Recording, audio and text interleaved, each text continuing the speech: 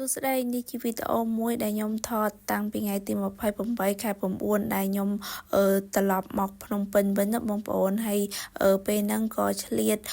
ចុះថតនៅលើស្ពានអ្នកលឹងហើយពេលដែលខ្ញុំថតហ្នឹងស្ទង់ម៉ោង5ជាងហើយបងប្អូនដោយសារតែខ្ញុំចាក់ចិនពីស្រុកខ្ញុំហ្នឹងគឺ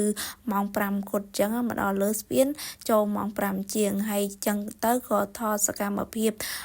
ពីលើស្ពានចុះទៅក្រោមចឹងទៅហើយកន្លែងនេះគឺតាំងពីខ្ញុំតាំងពីគេបើកលេងកន្លែងហ្នឹងមកគឺខ្ញុំអត់ដែរបានចូលមកលេងនៅលើកន្លែងហ្នឹងគឺលិចទឹកអស់ហើយបងប្អូនសម្រាប់តាមដងផ្លូវលើស្ពានអ្នកលឹងនេះចន្លោះម៉ោង5ជាងនេះដូចជាអត់សូវមានឡានម៉ូតូអីច្រើនដែរបងប្អូនធម្មតាថ្ងៃដែលចុងក្រោយមកភ្នំពេញវិញហ្នឹងគឺមនុស្សច្រើនមែនតើប៉ុន្តែដោយសារតែថ្ងៃនោះគេបុកមកពេលព្រឹកច្រើនពេកដឹងបានពេលល្ងាចរឿងឆ្ងាត់នៅថ្ងៃនោះពេលព្រឹកគឺច្រើនមែនតើព្រោះដោយសារតែខ្ញុំទៅផ្សារជាមួយពុករបស់ខ្ញុំនឹង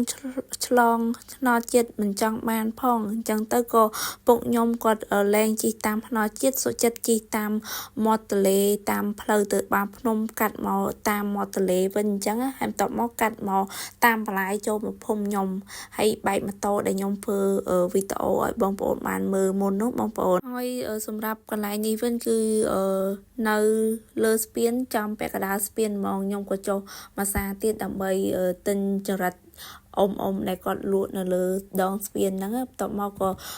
ចុះថតនៅលើស្ពាននឹងថតវីដេអូឲ្យបងប្អូនបានមើលពីសកម្មភាពនៅលើស្ពានពេលដែលខ្ញុំចុះមកឆថតនៅលើស្ពាននេះក៏មានឡានម៉ូតូអីល្វើយមករឿងច្រើនបន្ទាប់មកក៏ខ្ញុំចាក់ចិនពីលើស្ពានខ្ញុំចុះមកដល់ក្រោមមកដល់ខាងក្រោមនេះនៅលើស្ពានអត់ស្ទះឲ្យបងប្អូនមកស្ទះនៅគោលស្ពានខាងក្រោមនេះប្រហែលជានៅខាងមុខកកស្ទះអីហ្នឹងបានខ្ញុំឈប់ម៉ូតូនៅកន្លែងគោលស្ពានហ្នឹងគឺរឿងយូរដែរបងប្អូនដែលស្ទះរឿងយូរអញ្ចឹងឈានចូលដល់ម៉ោង6ហើយបងប្អូនហើយមេរឿងងងឹតហើយវីដេអូរបស់ខ្ញុំគឺចប់តែប៉ុណ្ណឹងសូមអរគុណបាយបាយ